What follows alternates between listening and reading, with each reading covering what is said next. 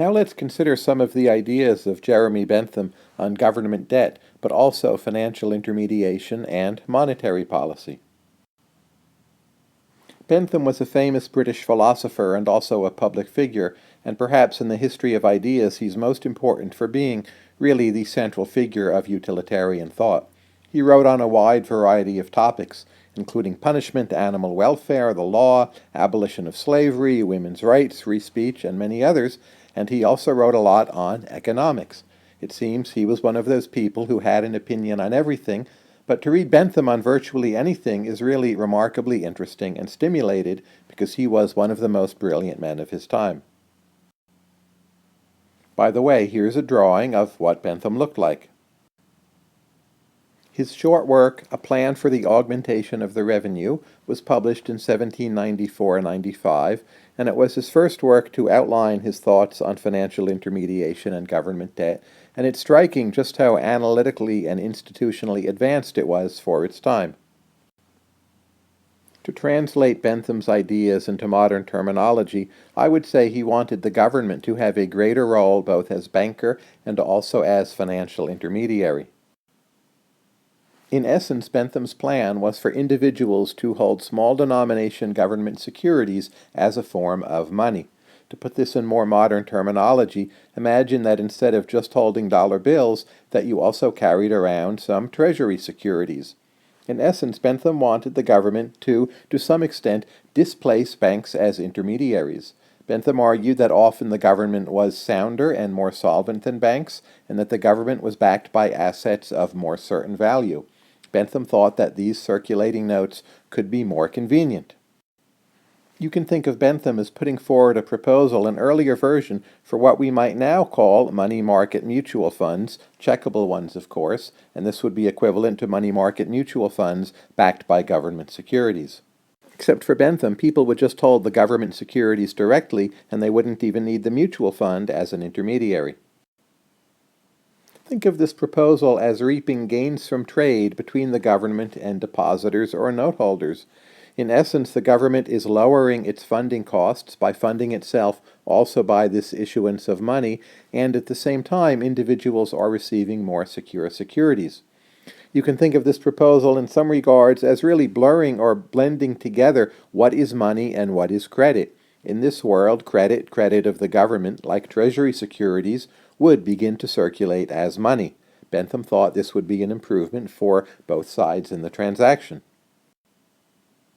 Bentham did understand there was a potential danger of crowding out, so you could ask, well, if people are holding government securities rather than bank securities, that means there's less capital for private banks to lend out, and at some margin you have to ask, well, why not displace all of private capital and enterprise this way, and to have all intermediation essentially go through the government?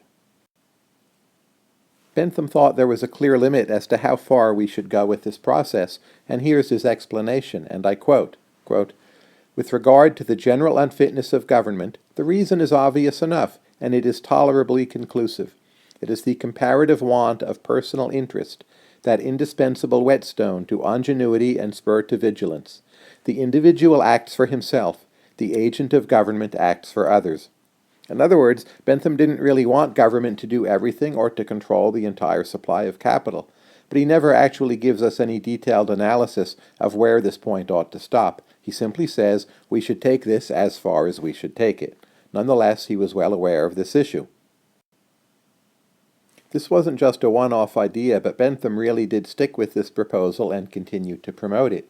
In 1795-96, there was published another writing called Proposal for the Circulation of a New Species of Paper Currency.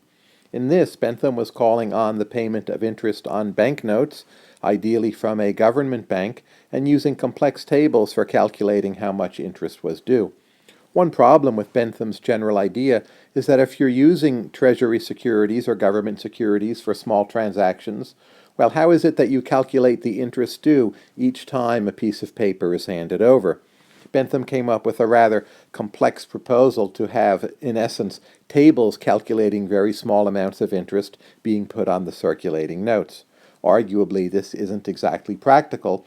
In modern times, it may work out because we conduct so many transactions electronically. Nonetheless, Bentham very well understood the transactional inconveniences of calculating interest on circulating notes for small transactions, and he was very concerned to overcome those inconveniences because he thought there would be very large practical gains from shifting to this kind of system. His longest work on this general topic is called Abstract of Compressed View of a Trace, entitled Circulating Annuities. That was published in 1800. He spent a long time working on this. It's a longer work. It's more complex than the others. But again, it's the same basic idea, and here he's suggesting that the interest-bearing securities can be annuities which pay you something periodically over time once you have put up your initial money.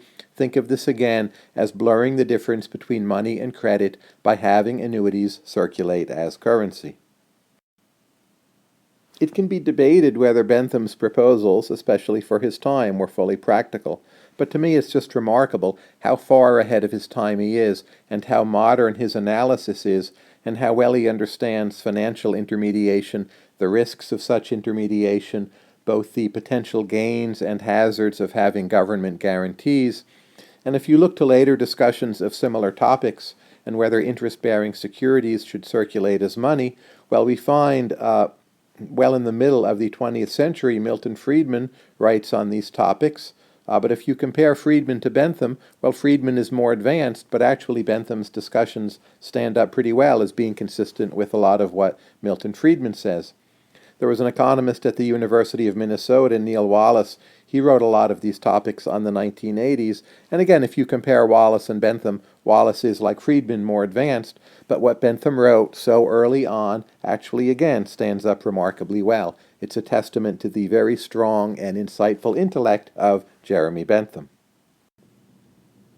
To read more on the economic ideas of Jeremy Bentham, I would start by referring you to the writings of William Stark, and in particular on these specific ideas, his introduction to Jeremy Bentham's Economic Writings, Volume 2, is invaluable.